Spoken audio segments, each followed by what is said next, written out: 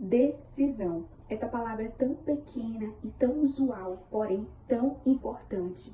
E é a palavra decisão que te diferencia dos demais profissionais da saúde. Então, se você decidiu estar aqui hoje, que você comentou através daquela publicação, você está tomando uma decisão muito importante na sua vida, porque você está buscando conhecimento para agregar na sua carreira profissional. E é isso que te torna um profissional diferenciado. Então, seja muito bem-vindo ao nosso primeiro encontro desta jornada imperdível. E hoje temos a participação da nutricionista Tainá Martins, no qual irá abordar sobre a nutrição para pacientes diabéticos. E para isso precisamos entender o que é diabetes. Diabetes nada mais é do que um distúrbio metabólico ocasionado pelo excesso de glicose na corrente sanguínea. A glicose é o açúcar. E esse distúrbio, ele pode ser caracterizado por dois tipos, por isso que eu tenho os tipos de diabetes. No diabetes tipo 1, o paciente, o pâncreas dele não produz a insulina. E o que é a insulina? A insulina nada mais é do que um hormônio que vai fazer o controle desse excesso de glicose no sangue. Então, o paciente diabético tipo 1, ele não produz insulina. Se ele não produz insulina, a insulina ela não consegue fazer o seu papel principal, que é o quê? Controlar essas taxas de glicose no sangue. E como é que ela faz isso? Que a minha aluna já sabe. A insulina ela funciona como se fosse uma chave, no qual vai abrir a célula para a entrada da glicose dentro da célula, que é onde ela deve estar, para assim gerar energia para o nosso organismo. Por quê? Se ela não estiver dentro da célula, ela vai se acumular na corrente sanguínea. Por isso que todo paciente diabético, ele é o quê? Ele é hiperglicêmico, ou seja, ele tem uma alta taxa de glicose no sangue. Se o tipo 1 ele não produz insulina, o tipo 2 ele produz, mas em pouca quantidade, ou então ele vai ter uma resistência à ação da insulina. Então, se ele também produz em pouca quantidade, ou tem uma resistência à ação da insulina, também a insulina não vai conseguir fazer a sua função essencial. A gente entender esse princípio básico da diabetes é primordial para que a gente possa prestar uma assistência adequada para os pacientes que possuem esse distúrbio. Então, seja bem-vinda, Tainá, que vai entrar aqui com informações, gente, valiosíssimas para a sua jornada. Então, já pega o papel, pega a caneta e anota tudo. Um dos papéis da enfermagem é prestar essa assistência e, principalmente, orientar os pacientes. E a gente só consegue fazer essa orientação se a gente entender sobre o assunto. Então, é isso que a nutricionista vai agregar aqui nesta noite. Então, seja muito bem-vinda, Tainá. Oi pessoal, eu me chamo Tainá Martins, sou nutricionista e pós-graduada em nutrição no esporte e exercício físico e hoje eu vim falar para vocês sobre a nutrição e alimentação na prevenção e tratamento dos diabetes mellitus. E para iniciar esse assunto é fundamental falar sobre os grupos dos carboidratos, também conhecido como hidratos de carbono, glicídios ou simplesmente açúcares. A principal função dos carboidratos é fornecer energia às células e esse processo ocorre inicialmente com a ingestão, digestão e a absorção desses carboidratos, que serão convertidos em açúcares mais simples, vão para a corrente sanguínea e posteriormente serão utilizados para ofertar energia às células por meio de reações metabólicas que ocorrem ali no meio celular. E é por isso que pacientes com diabetes ou com risco para o desenvolvimento da doença não devem retirar todo e qualquer tipo de carboidrato da sua alimentação, pois certamente se ele fizer isso, ele sentirá cansaço, dor de cabeça, fraqueza, justamente por esse grupo ser a nossa principal fonte de energia. A relação dos carboidratos com o diabetes se dá pelo fato de que nesses pacientes a insulina, que é o hormônio responsável por se ligar aos receptores celulares e fazer com que a glicose presente no sangue entre nas células, acaba ficando parcialmente ou completamente comprometida. Com isso, a glicose que deveria entrar na célula acaba se mantendo ali no sangue, causando picos glicêmicos. Os carboidratos basicamente podem ser divididos em dois grupos. Os carboidratos simples, que apresentam 1 a 2 moléculas de açúcar na sua composição. Com isso, eles são mais facilmente digeridos pelo nosso organismo e também apresentam um índice glicêmico maior, que é a velocidade com que o açúcar presente nesses alimentos vão para o nosso sangue. Com eles, nós temos de exemplo os monossacarídeos, formados por uma molécula de açúcar, que são a glicose, a lactose e a frutose. A glicose e a frutose estão presentes no mel e nas frutas, já a lactose é o açúcar presente no leite. Os disacarídeos, formados por duas moléculas de açúcar, são formados pela sacarose, que é o açúcar comum de mesa que nós conhecemos, açúcar refinado, por exemplo. A galactose, que também é um açúcar presente no leite, e a maltose, que é utilizada para a fabricação de cerveja, pães, doces e alguns salgados. E o outro grupo são os carboidratos complexos, que apresentam uma cadeia, uma formatação mais complexa, formada por várias moléculas de açúcares ligadas entre si. Com isso, a digestão dele é mais lenta e, consequentemente, apresenta um índice glicêmico menor, sendo favorável para quem tem diabetes, justamente por manter os níveis de glicemia na quantidade, no volume adequado.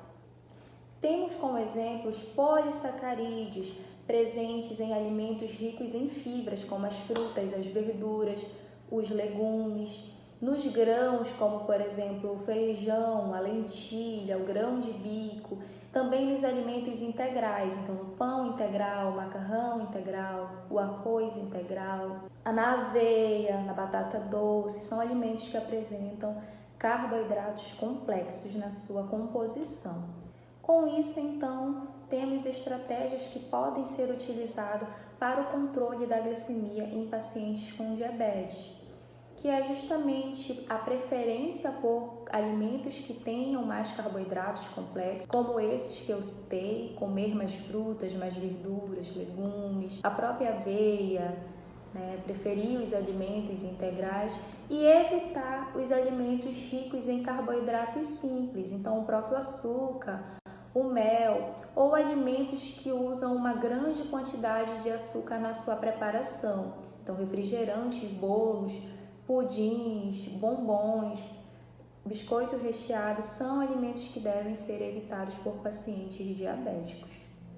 Uma outra estratégia é preferir as saladas cruas ou refogadas com fio de azeite ao invés das cozidas, porque o ato de cozinhar também as verduras acaba biodisponibilizando os carboidratos, fazendo com que eles sejam mais facilmente absorvidos pelo nosso organismo. Preferir comer as frutas por terem mais fibras e nutrientes ao invés do suco também é uma dica.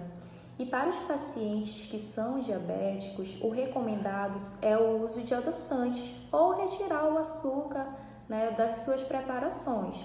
Existem pacientes que relatam que, por receberem o diagnóstico de diabetes, passaram a comer o açúcar mascavo ou o açúcar demerara ao invés do açúcar branco.